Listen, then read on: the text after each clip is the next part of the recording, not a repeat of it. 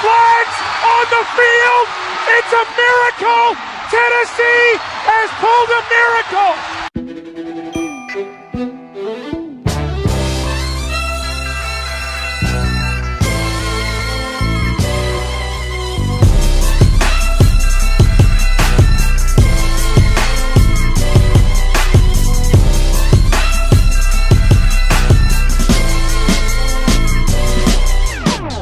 Welcome into the Feels Like 99 podcast, the home of your 3-3 Tennessee Titans. I'm your host, Drake Kizer, and I'm here with my co-host, Caleb Waters. The streak is over. Can you believe it? No, man, I cannot believe it at all. It's been so long, I can't even imagine how long that it's – I can't even imagine the last time that we honestly beat the Colts. I had to really think about it. The last time that I saw us beat the Colts. Dude, the last time we beat the Colts, me, Andrew, and my dad were there, and Matt Hasselbeck was the quarterback, and we just curb stomped them, man. See, the last big game that I remember against the Colts where we honestly had a chance to do something in a game against them was I was there with my dad for a game too.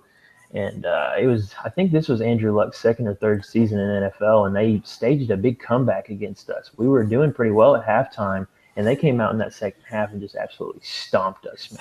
So I was so ready to get a win over the Andrew Luckless Colts. We got to get it while we can.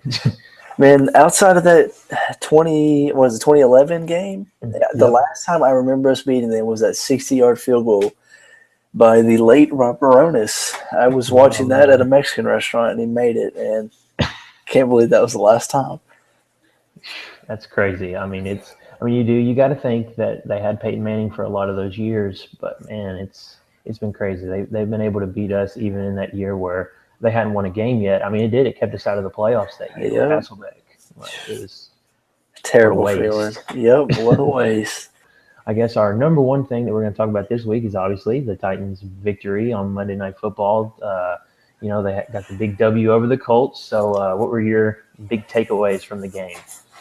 I think a one-legged Marcus Mariota was better than a two-legged Jacoby Brissett.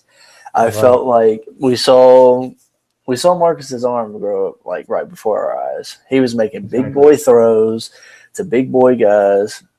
In a not that great secondary of the Colts, but hey, they have Malik Hooker, and I think he's going to be a rising star. But at this point, I don't think he's any better. I mean, obviously he doesn't play corner like Adoree does for us, but I was happy when we got Adoree as opposed to Hooker. I honestly thought that's who we should have. We didn't have the chance to take Hooker. I'm pretty positive. I'm pretty sure he was already off the board by the time we got to take Adoree, but I was honestly happy with that pick, and I think both of them are going to be great players, but I think at this point, the secondary of the Colts really isn't that great. So, yeah, I thought the Titans honoring Adoree's mom before the game, that was a great move by the organization. Yeah. Finally got the right people up there, and John Robinson and Amy Adams-Strunk, I think her name is. I'm not sure, but that was a great move. That's stuff like that too. It's just great for. You don't want to say like publicity, but it is like whenever you're playing on Monday night in prime time, and that's what the national media doesn't get to see a lot of the Titans. Exactly. So when you're on ESPN and they see a classy organization, reaching out to somebody's mom like that and a dynamic young player that's trying to make a name for himself, it just leaves a good taste in people's mouth about the Titans. Yeah, it was a great move, and I think kind of set the tone. Like, this is the Titans' generation of players. Like all those chumps from 2012 to 2014, maybe even 2015, I guess you could consider are gone. This is us. So we are now. We're here. Yeah, I do. I think that we've, even under the previous regime, I guess, with Rustin Webster and all those guys and Whisenhunt and all that, we got some core young players. Obviously we drafted Marcus with Whisenhunt, and Lawan is a holdover from that era too. But for the most part, and I guess Delaney Walker as well, Casey. Sure. There are a few guys, but the thing is they've been here for those bad times. So especially a guy like Casey. He's been here a long time, and so he knows what it takes to win in the National Football League. I think that's important. He was on some teams that were so bad as embarrassing. I wouldn't even watch. There was a few years right there where, the Titans playing. Oh, they're, you look at it, they're not going to win. And we're finally to the point where you think they can beat anybody. Maybe not at this point in the season, but coming up to last year, they got on that roll from the Denver win. All the way to, until the Jacksonville game, which is Coach Bundy would say it was a trap game. And, nonetheless it was. So. And that's the thing. I feel like there are still some growing pains that we're going to have to go through. I mean, Marcus is getting better all the time, but you can tell that he still struggles in some aspects of the game that I don't think that he will in a couple of years. Like I do. I think that this week was actually a great learning experience for him because people think that he honestly cannot throw out of the pocket. I mean, you heard John Gruden all night on Monday. All night. Just basically, I mean, not dogging him, but almost saying like he's not a pocket passer. He can't do it. So he's saying he can't run. He can't because he always said that he has a lingering hamstring injury. But I think he proved to everybody that he could do it. Yeah, and I do. I was looking through some stats and stuff, and according to Pro Football Focus, he was actually the highest graded quarterback this week. He was actually better than Brady, Ryan, and Rivers, who rounded out the top 4 quarterbacks, and he was the top rated quarterback this week at almost a 90% grade from Pro Football Focus. So I mean that's huge. It really is. Exactly. Yep. Finally got the Colts, man. It's a good feeling. It is, and I don't think it's just Marcus either. I mean, we had some high-graded players. We had the 3rd highest-rated tackle in the league for this week 6, and Jack Conklin. Number 1 was Marcus Cannon, and number 2 was Villanueva for the Steelers. But we had Jack Conklin in that top 3, and I mean, I don't think that he's playing to that all-pro level from his rookie season, but I think he's getting into a rhythm this year. It's it's going to take time. It's going to take time with every team. You saw, like I said earlier, you saw it last year, and it's going to be fun to watch them, man. When we get Corey Davis back, they're going to be fun to watch. Exactly, and I think in the meantime, it was huge. Another big takeaway from this week was Eric Decker. I mean, where in the world did he come from with this game? I don't know. He had some great catches, and he did drop a ball that he should have caught on a 3rd down. Yep. Yeah, we talked about that too. Everybody I was watching the game with, we were kind of like, man, like you're having a great game. I mean, what are you doing on that one? There was no it hit him right in the shoulder. I mean, right where you want it to be. It was a good ball. And another thing that I thought was interesting from the game was how bad our secondary looked in the first half. Yeah, really. And the worst part of it is that overall for the game, they really did pretty well. We held T.Y. Hilton completely in check. I mean, he was coming into this game and every other game he's played against us, absolutely torching us. Every single game.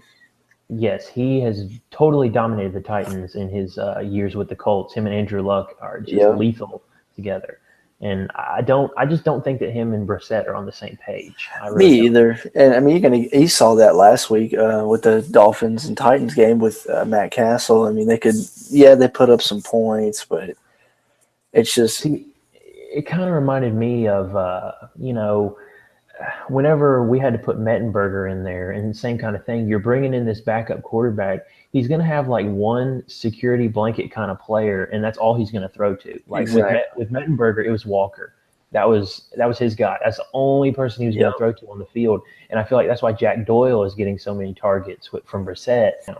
Speaking of Jack Doyle, that was a fumble, man, on that review.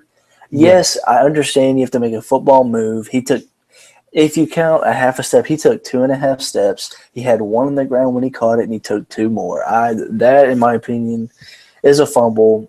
But, I don't get paid the big bucks like Mike Pereira on Fox or whoever he works for now. But I just felt like that was a fumble. And could have been a game-changing play had the Colts ended up, scoring down there. Exactly. But they didn't. And I feel like, too, another thing with Jack Doyle, I mean, obviously he had some great catches. He had a great game. But I felt like Marcus even made this comment after the game. He was like, that play on the sideline that we got the 15-yard unnecessary roughness, I think it was, from Kevin Byard for pushing him. And I don't even think that he flopped. He did. It looked like vintage LeBron James from the Miami Heat. Yeah, exactly, man. He was all over the field, and it looked – I mean, you could even tell on the replay that he had that Byard was having a good pushing him out of bounds. Right. And when he was disengaging, basically, Doyle flopped off of him.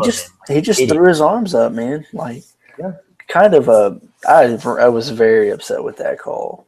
Yeah, that was another bad one, and that was two, obviously, with Doyle. That was, But I feel like that the reason that he was involved in so many calls and plays like that is because Brissett was basically exclusively throwing to him.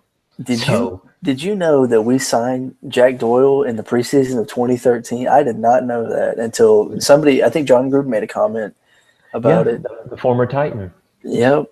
He said the former Titan. I thought to myself, what is this guy talking about? You think he's being Gruden. Yep.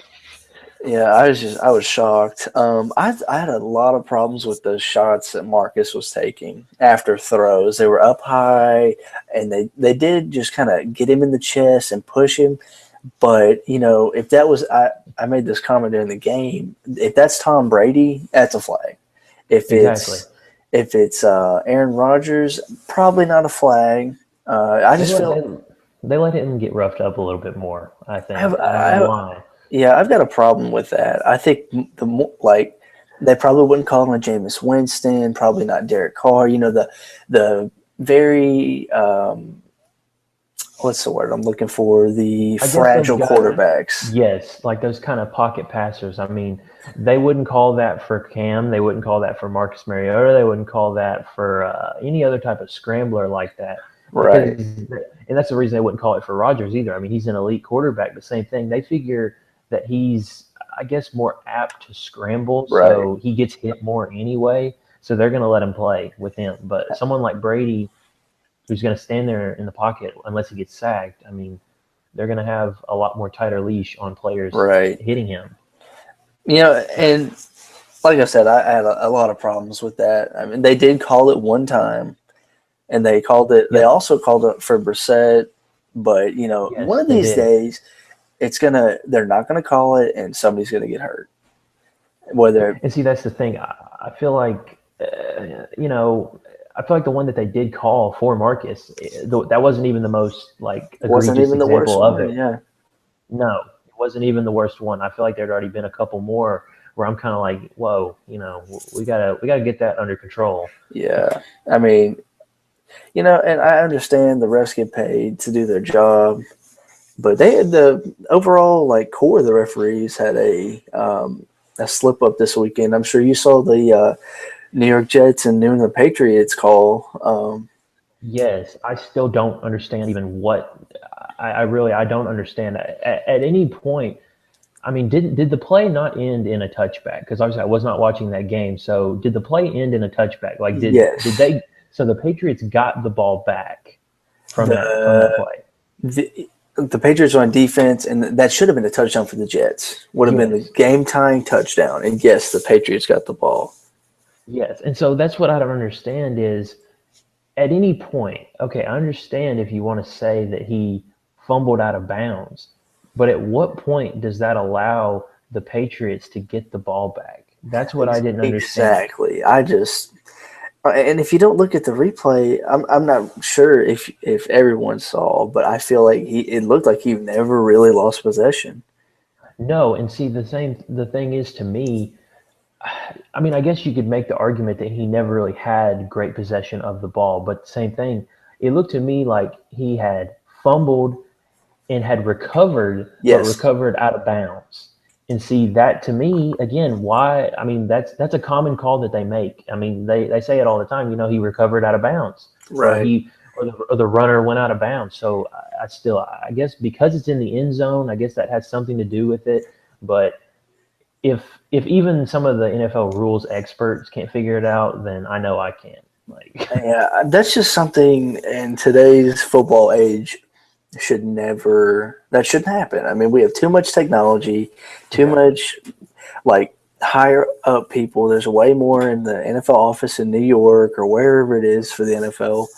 It's Stuff like that, it's got to be. We got to have technology for that. Like, I get it, the whole unofficial first down line, like with the yellow line and all that kind of stuff. right. Like, but on spots and stuff like that, I mean, the chains is such a bad thing because the chains aren't bad themselves. It's the spot of the ball, and see, the Right. spot of the ball with today's technology should never be in dispute. And same thing in the end zone. Those pylons should have some type of sensor to them or whatever, Yes. and should be able to tell, They should man. just microchip the footballs. Exactly. And you can have a satellite or like even a freaking drone go over the stadium during the game. Or even, you could have a couple of like routers, I guess you could call them. I'm not really Yeah, sure. In the press box, in the pylons, to where they shoot lasers to figure out where the ball should be. My exactly. biggest thing, and this has happened a few times in college football, not as much as the NFL, I cannot believe that they don't have a buzzer for the play clock. Exactly. Like, I mean, the NBA and college basketball have always had a buzzer on the shot clock, and that's how you know that the play is over. So Right. anything you do past that is mute, like a moot point. Yep. So for guys like that, I feel like sometimes that the players don't even know that the play clock has gone off, and Yep. sometimes you'll see they'll keep playing through a play, and I mean, even through the referee's whistle. So it's dangerous. Just into some more stats, I guess, about the game in general. I don't know if you saw this one from Pro Football Focus. It was a stat that said Mariota was better when he held the ball longer. For 2.6 seconds or more in the pocket, he had a passer rating almost 140. But when he was Wow. actually flushed out and forced to throw a little bit quicker, he wasn't even at 70 passer rating. Yes, I'm not a big fan of his quick release throws over the middle. Those No. scare me, and we saw it happen with the pick six. Yes, and they're trying to deflect blame from that one, and I don't blame Marcus, I guess, necessarily. They're trying to put that one on Murray. I mean, I don't really know that you can put that one on anybody. I think that's just a great athletic play by the Colts linebacker, Yes, it was a and good play. I think you can't really defend something like that. You don't draw it up like that, of course, but sometimes you can't defense good defense. That's Right, that's the best way to exactly. put it. Basically, the Colts, or the Titans, I should say, blitzed on nearly 30% of pass plays throughout the game, but almost 70% of that 30% came in the second half. In the first half, we got no pressure, and I don't understand what the deal was there. Just maybe his lack of motivation. I don't know, to be honest with you. I really don't understand what our problem was. We were getting no push at I all. mean, John Gruden said it himself. Wake up! It's time to wake up, and they did the second half to their credit. But if they didn't, and the Colts, scored a couple touchdowns there, that game could have been over quick. If Exactly. if I think it was Dante Moncrief that dropped that touchdown pass. That's a big drop. Yes. That is Yes. a Huge big drop. drop. And they did. They kind of stalled out a little bit toward. I mean, because no one punted in the first half. I know that's one thing that I definitely stood out to me was there was no punts in the first half, and so if they could have capitalized, or us, either one, I feel like the Titans kind of stalled out a little bit too. But if either one of us could have capitalized on a few more of those field goals and stuff like that, and made those into touchdowns, this could have been a completely different game even in the second half. We were just lucky that pretty much both of us were having to settle for field goals instead of touchdowns in that first half. My hot take from Monday night's game: Terry Robisky should be fired immediately. The Titans should have won that game by 20 plus. And I and see that's the thing to me too. I feel like in that first half, our offensive play calling was absolutely awful, as it, it is very frequently. it's just like you can just yes, we have a great offensive line, but sometimes just running it. I mean, you saw it in the second half. Running the ball helped a ton. These little short Yes. routes and just like throw it deep on second down and long. That's a waste play. It's just no good.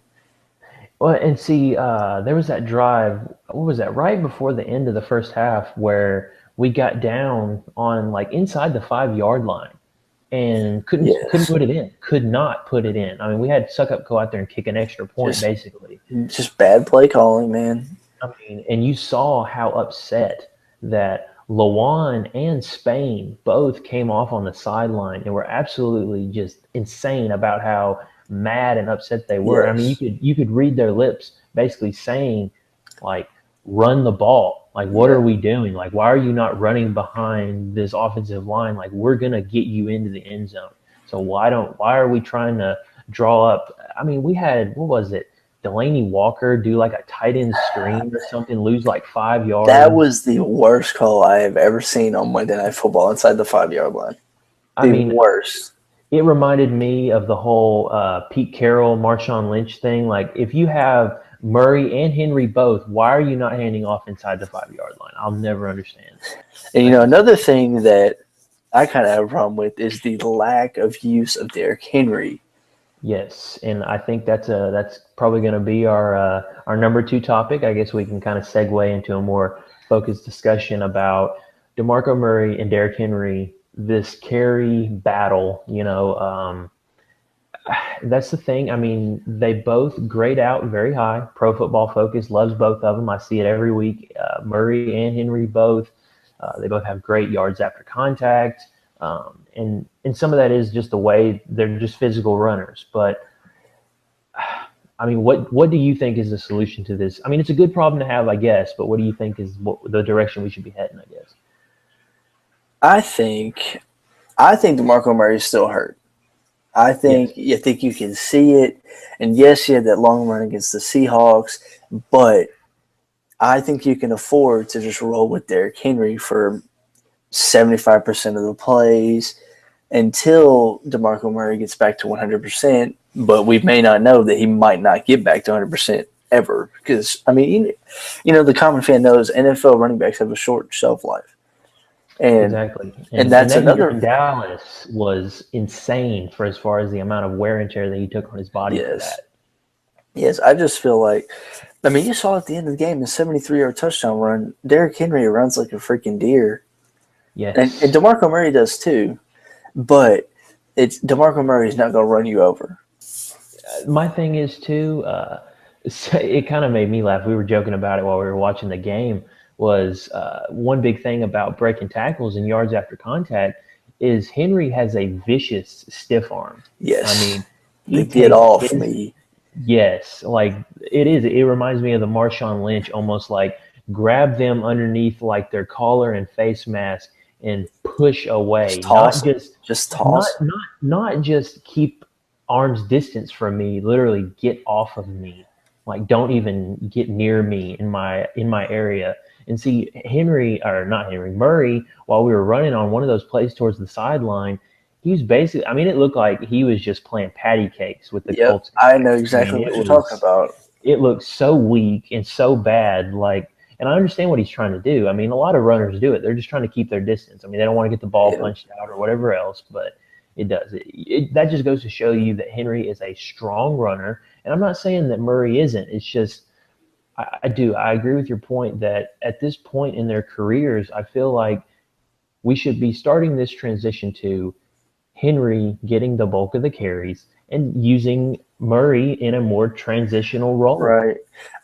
I just like he's getting close to the end. I don't know if you viewed the practice reports from last week or injury reports from last week. I did not. Did you see anything about limited participation from DeMarco Murray? I did see one today for next week's game against the Browns, and I saw that DeMarco Murray did not practice at all today. And Malarkey said that during Monday Night Football, the reason that Henry got the bulk of the carries as the game went on, I mean, not only was he carrying the ball great, but he was also because Murray had some hamstring tightness. And I guess they were kind of trying to keep him out of the game, let him nurse that injury, and obviously he didn't practice at all today. So I think he's going to be fine, but And to kind of back up their decision not to practice him, it is a short week. They played Monday night. Was it Sunday at noon? Yeah. That's an extremely short week for an NFL team. I mean, you hear the players sometimes. That Sunday to the Thursday night game. That's a big no from a lot of those guys. But like we were saying, I don't think we can afford to lose either of these guys right now. So I think they should be taking every precaution to make sure that they're good to go. And, let's say we do lose DeMarco Murray. He tears his hamstring. God forbid he do that. Who are we going to go get? there's nobody out there. We're not going to sign Ray Rice because that would, that'd be horrible. No, We're not gonna sign Toby Gerhart. No, I mean it would literally be. It wouldn't surprise me if we brought up. I'm pretty sure that guy that we drafted in the 7th round last year, that Kalafani Muhammad or whatever. I forgot about him. That we ended up cutting, but he's on our practice squad. I'm pretty sure to this day. So honestly, if something really happened to Murray and we needed another guy, I mean, Fluellen would be the backup, and basically Kalafani Muhammad or whatever would be our 3rd string running back. It wouldn't shock me. It wouldn't shock me if they went out and they got Chris Johnson back for another stint for a couple of games. I mean, I'd love it. I loved Johnson when he was here. He was my favorite player for my first years of being a Titans fan, I guess. Really watching and understanding the game, and I did. I really loved him. I loved every minute that he had here, and I was one of those people. I mean, I wanted him gone at the time, but looking back, I'm like, man, we might have pushed him out of town a little too quick. We did that with all those guys. I mean, yes, it was really time for Vince Young. It was time. We pushed out Chris Johnson. We pushed out Matt Hasselbeck. The ownership did that. The fans, I think, loved him. Kind of pushed out Jake Locker, honestly. Yeah, I mean, we didn't even – I guess just the whole distraction of having a former first-round quarterback on your roster when you're planning on drafting another one. It'd be 2 top 10 quarterbacks on one roster, both drafted by the same team. I mean, it probably just wouldn't go very well. It just makes us look bad, too. It's kind of like the lasting memory, like Jake Locker was not very good. Yeah, and he was. I don't know if you remember the Saints game from, oh my gosh, I'm not sure what year that was, but it was that rookie season where he was Hasselbeck's backup, but actually he got knocked out of the game and came in and almost won us that game. That would have been a huge win for the Titans, but I'm cool with where we are right now. I mean, I'll take John Robinson. I'm kind of getting a little iffy on Malarkey and Robisky, and I feel like Dick LeBeau's defense should be a little bit better, but we'll get there. I mean, you saw it last year. Yeah, I do. I think that we're trying to find our identity and where we're at. And I saw Malarkey say today that after this game, this was a sign of the times as far as where we're at with this running back situation. He was like, we're getting closer to a more even 50-50 kind of split. I mean, basically in this game on Monday night, Henry had 19 rushes and Murray had 12. And basically the stats were pretty much the same when you take away the big long touchdown. Right. Murray had 40 yards and Henry would have had just about the same thing if not for the big touchdown. I mean, obviously that was a great run and we don't want to discredit him for that. But obviously if you take that out, they're pretty much dead even. So that run was probably my favorite play of Monday night. It was like, finally we're closing them out. It's over. Right. I would say probably second for me just to the big touchdown to Taywan Taylor. I feel like there were a lot of great things going on in that play. I know behind the play was Quentin Spain actually was about to get into a big fist fight with their D lineman and Marcus. They had him. They kind of showed an alternate camera angle later on, and you could tell that Marcus was telling him like, "Whoa, like I'm fine, whatever." And he was like pointing down the field like, dude, we just scored. That passion from the offensive line, that is something that football has missed. Honestly, I'm not sure I've ever seen a team take pride in their quarterback like the Tennessee Titans offensive line. I love it. All those guys are good. They protect him. They understand. They're not going to let anybody do anything. One of my favorite quotes from Taylor Lewan, it was last season after that Packers game where he got ejected after, he touched the ref or whatever else. But his quote after that game was, I would go to war for Marcus Mariota. Like, I will not let anybody put their hands on my quarterback. So, and that's what you want from your franchise left tackle. Yeah, I mean, I was not in that, was it 2014 or 2013 draft? I think he was 14 because Conklin was 15, I'm pretty sure. I was so angry when the Titans took him, Taylor Lewan, over Johnny Manziel. Yeah. Because that was the time where we needed a quarterback. But that was He's awesome. He really is. Yeah, and correct myself right there. It was we took Marcus in 15, Lawan in 14, and then Conklin was in 16. Okay. So basically, we got the three of them in 3 straight years. But that goes to show you again, Lawan is another guy that was a holdover from that previous regime. That was a Rustin Webster pick. Was Lawan? I was so glad when he got his tail out of town, man. It was Me unreal. too. That was Unreal. he was just not. He wasn't I a don't know. football guy, it felt No. like.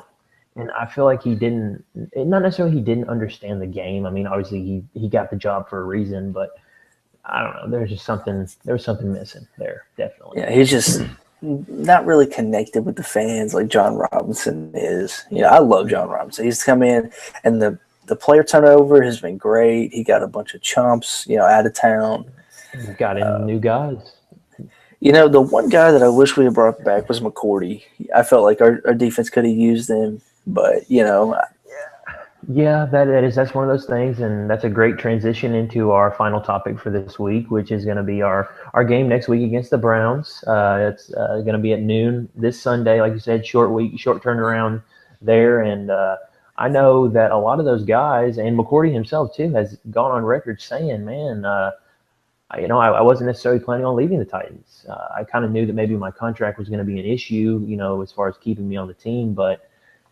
He has a lot of friends here, and I know a lot of guys on this team. They have a lot of respect for him. I know Marcus said that he learned a lot from playing against a great corner like that, because he was when he was here.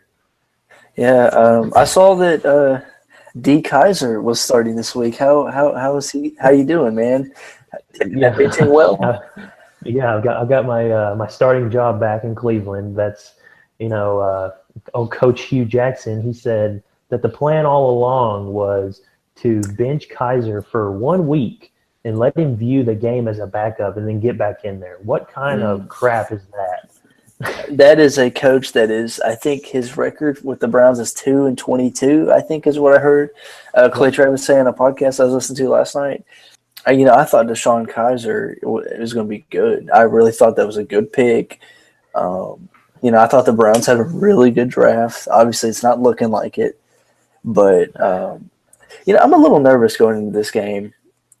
Seeing as in 2015, we went up there and should have beat them, and we didn't. Yep. And we let Manziel beat us his last season there. I mean, we had a game that I was in attendance for, the biggest comeback in NFL history against I was against those too. Browns. Actually, yeah, I remember that. I forgot he was a quarter. Or was it Hoyer?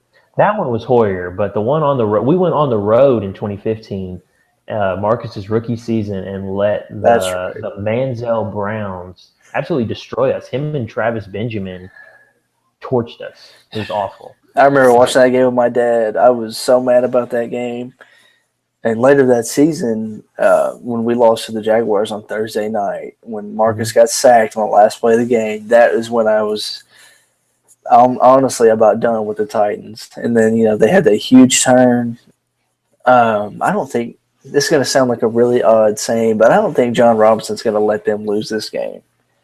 That's the thing. I feel like that these guys that he's brought in and the guys that we already have that bought into this new culture, I don't think that they really get caught up in where we are as far as the media's perception of us or anything like that. And I feel like even though these Browns are 0-6, they know that guys on that side of the ball, like McCourty, I mean, they used to play here. They have players. So, I mean, just like any other team, they can win any week. That in the National Football League, anybody can win week to week. So if you don't show up, then you're going to lose.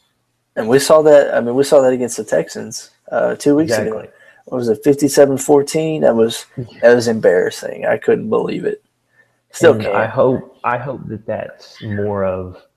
I hope that's our lowest point of the season. You know what I mean? I hope we trend upwards from there. I hope it never gets even close to that place again, and I don't think that it will.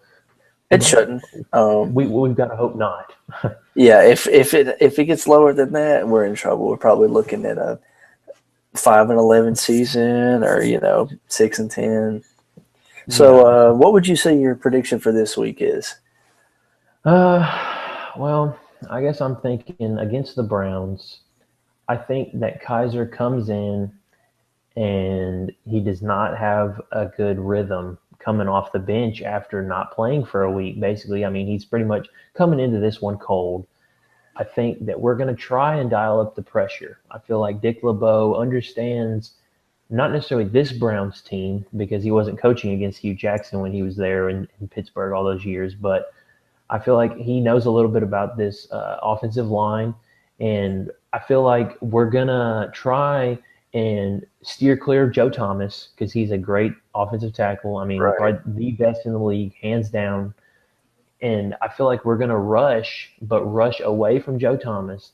And I feel like we're going to be able to get some pressure on Kizer, and I think that we're gonna give him some trouble. I think that we might get to him 4 or 5 times, and I don't think that they're going to have too great of a game against us. And same thing, I mean, they're as far as on our side of the ball, we don't know how Murray's going to be. I mean, like we said, this is a short week turnaround. We don't know. Maybe this is another game where Henry will get the bulk of the carries because Murray is kind of taking a limited role, or maybe he doesn't even play on a short week. I don't know.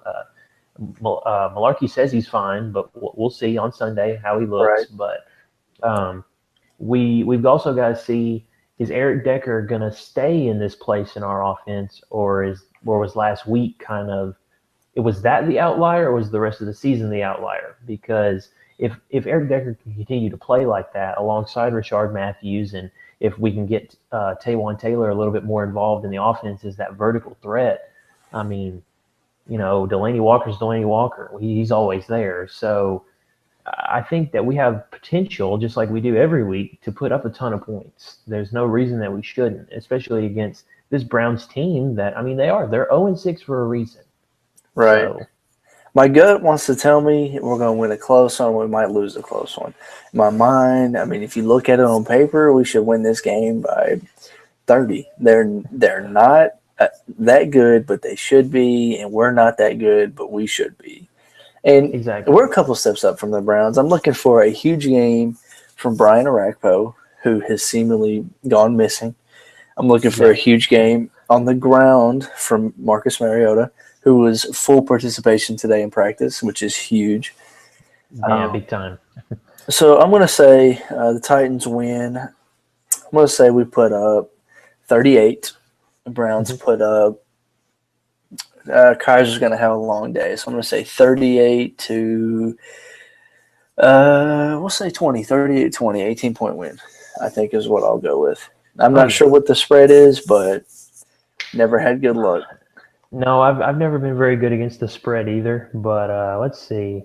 I don't even know if they even have the spread out for this one yet. I can look it up though while we keep talking, but let's see. But as we saw though today, also in the injury report and practice and everything else, Cyprian and Corey Davis both out another week.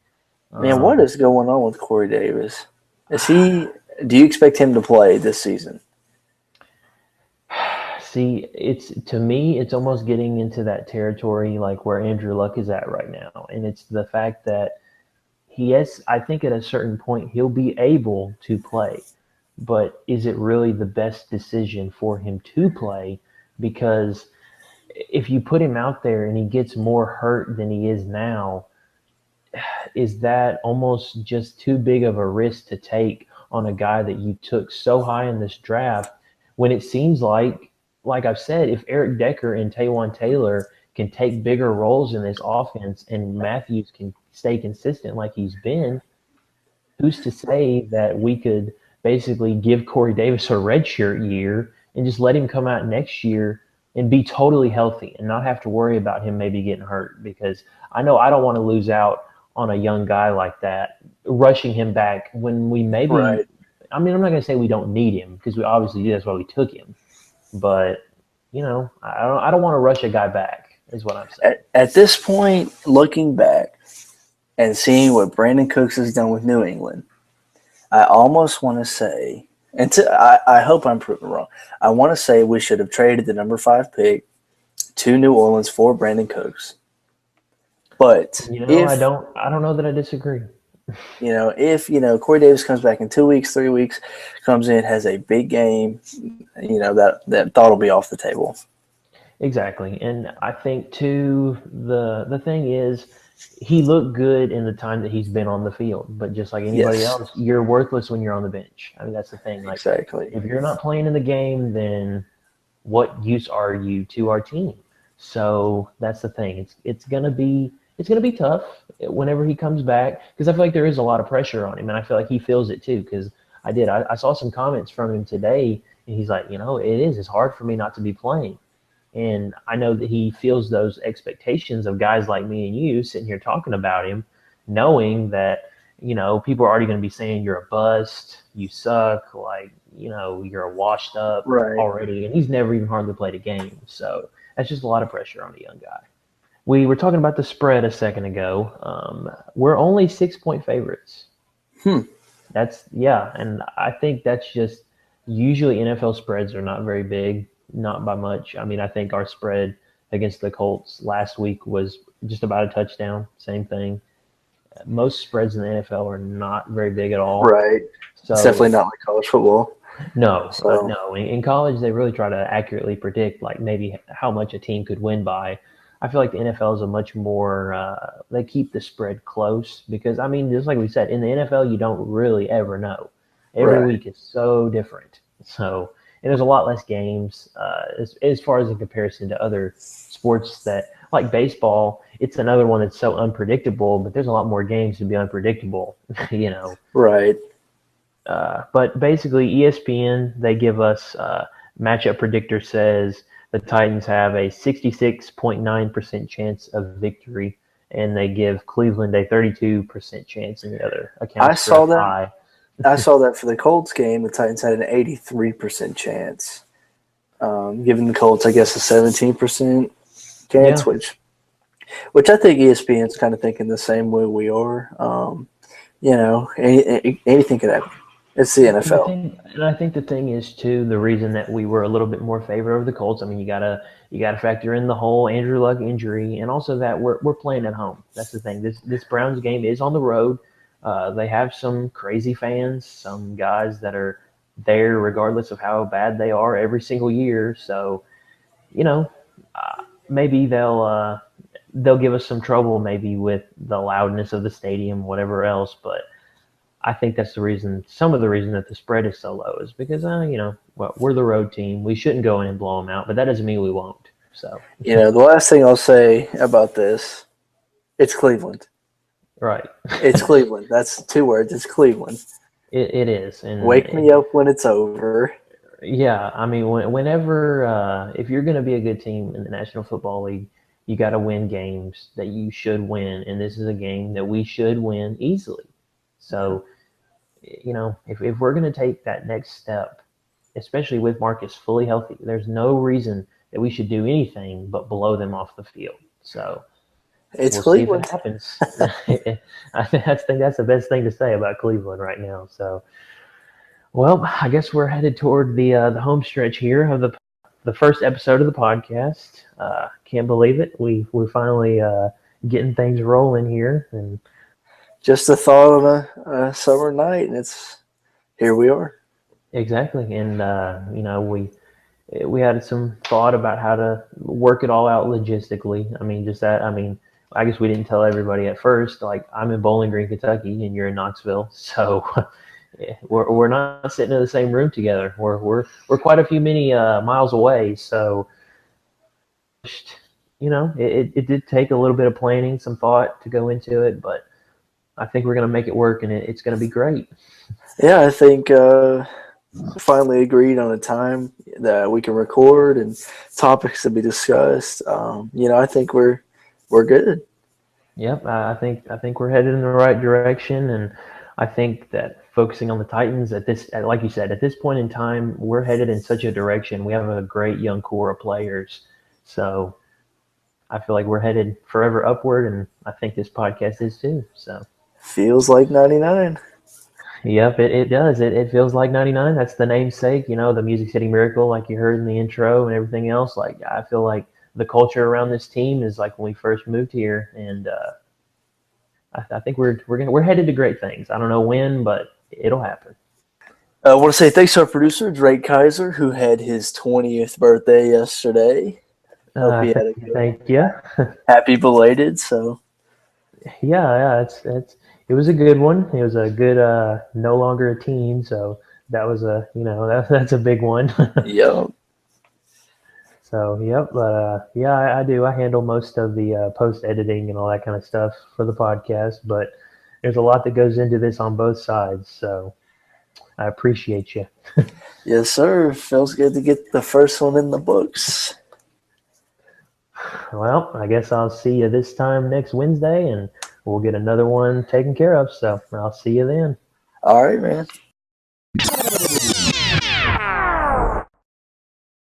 You can find the podcast on Twitter at FeelsLike99Pod, on YouTube on the page named FeelsLike99Podcast. You can find my co-host Drake Kizer on Twitter at DrakeKizer_, and on Instagram as the same.